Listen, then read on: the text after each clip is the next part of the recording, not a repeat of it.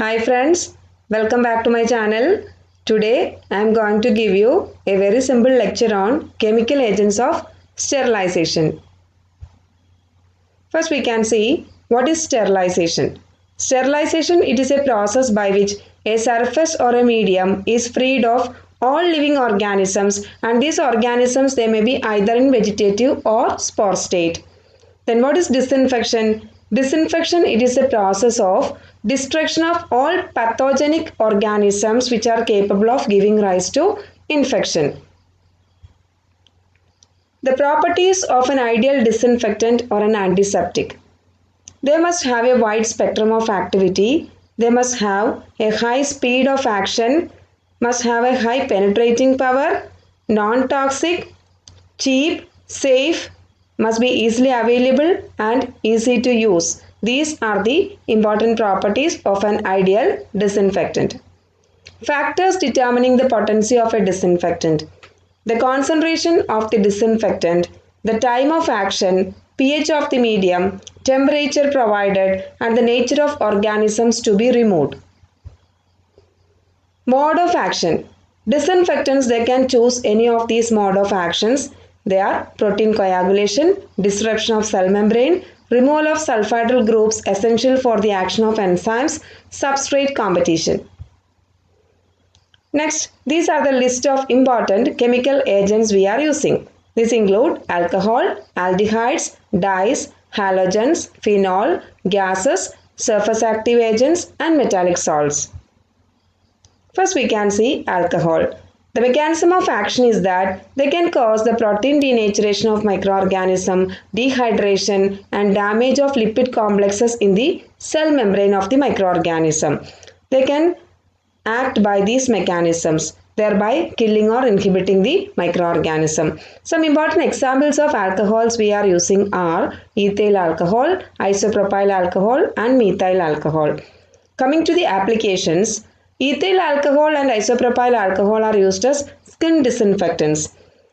We all know about sanitizers nowadays. So, we are widely using isopropyl alcohol in our sanitizers, and 70% of alcohol is used in sanitizers. Then methyl alcohol, it is effective against spores of the fungus and can be used for the sterilization or disinfection of incubators and biological safety cabinets. Next is aldehydes. The mode of action is that they are mainly acting against the amino group of protein molecules of the microorganisms. Some examples are formaldehyde and glutaraldehyde. Applications: aqueous solution of formaldehyde, that is the liquid suspension of formaldehyde. It is highly bactericidal, sporicidal and can kill viruses, and it is used for sterilizing the metal instruments mainly in hospitals and laboratories. Then aldehydes. Formaldehyde, coming to the formaldehyde gas, it is used to sterilize instruments and to fumigate wards, sick rooms, labs, etc. Fumigation means it is sterilization using formaldehyde gas. It is also used for sterilizing clothing, beddings, furniture and books. Another aldehyde we are using is glutaraldehyde. It is effective against tubercle bacilli, fungi and viruses and is mainly used for treating face masks, metal instruments, polythene tubes, etc. Third one is dyes. Dyes are of two types, aniline dyes and acridine dyes. Coming to aniline dyes, they can react with the acid group in the bacterial cell or the microbial cell. Some examples of aniline dyes are brilliant green, malachite green, crystal violet, etc. Application is that aniline dyes are widely used as selective agents in culture media. For example, in LJ media, we are using the aniline dye malachite green as a selective agent for selecting tubercle bacilli. Acridine dyes, they can impair the DNA complexes of the microorganisms and they can thus kill the reproductive capacity of the cell. Examples are proflavin, acriflavin and euflavin. Some application is used for or used as skin and wound disinfectant.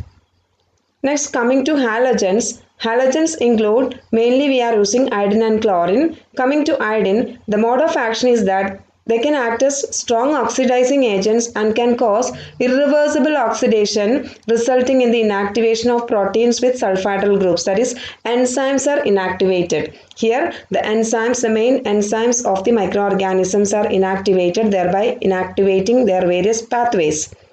Applications, they can be used as skin disinfectants. Then iodophores, these are compounds of iodine with surface active agents. Iodine plus surface active agents, they give iodophores and they are more active. Coming to chlorine, action of chlorine and its compound is due to the production of hypochlorous acid formed when free chlorine is added to water. That is, when chlorine is added to water, this results in the formation of hypochlorous acid. This hypochlorous acid, it breaks down to form oxygen, and this released oxygen, it's a strong oxidizing agent and it can destroy the various cellular components of the microorganism. And the chlorine, it is mainly available, or they are used as hypochlorites. Coming to the application of chlorine, they can be used widely in disinfection process for disinfecting the water supplies, swimming pools, food and dairy products, etc. Organic chloramine can also be used as a wound antiseptic. Next is phenol. Phenol, the mode of action is by cell membrane damage, releasing the cell contents, causing the lysis of the microorganisms. Examples of phenols are, you are very familiar with Lysol. It is used in your houses for disinfection process. And another example is Cresol. We all know that this phenol, it was first introduced by Joseph Lister in the antiseptic surgery. He introduced the phenol in surgery, and he is the father of antiseptic surgery. Phenol is used as disinfectant in hospitals.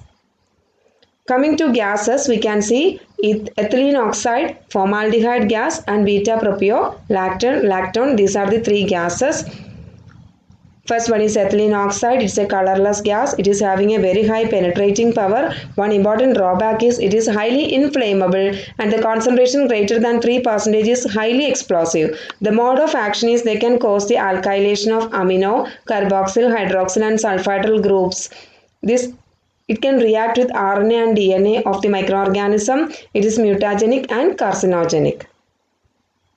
Uses, it is used for sterilizing the heart-lung machines, respirators, dental equipments, books, clothing, glass, metal, paper, plastic, soil, foodstuffs, tobacco, etc.